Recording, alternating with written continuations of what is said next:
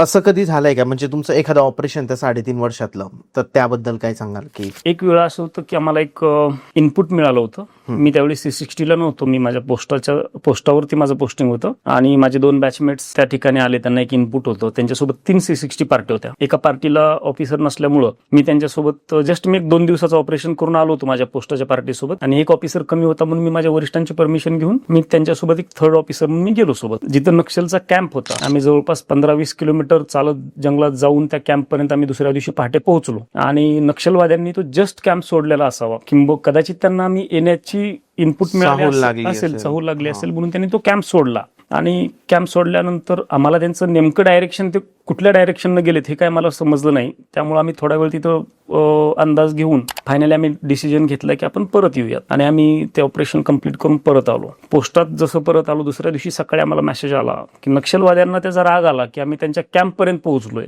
आणि त्यांनी आमच्या पोस्टाच्या शेजारच्या गावचा पोलीस पाटील उचलला आणि त्याच्या लिटरली तोंडात SLR रायफलची बॅरल ठेवून गोळी मारून त्याची हत्या केली, निरपराध माणसाची. त्या नक्षलवाद्यांनी हेच करत आले आतापर्यंत की त्यांच्या भीतीचा फायदा घ्यायचा, आणि त्यांनी त्याला मारून टाकलं. पूर्ण व्हिडिओ बघण्यासाठी YouTube वर जाऊन बँटर विथ चेतन सर्च करा.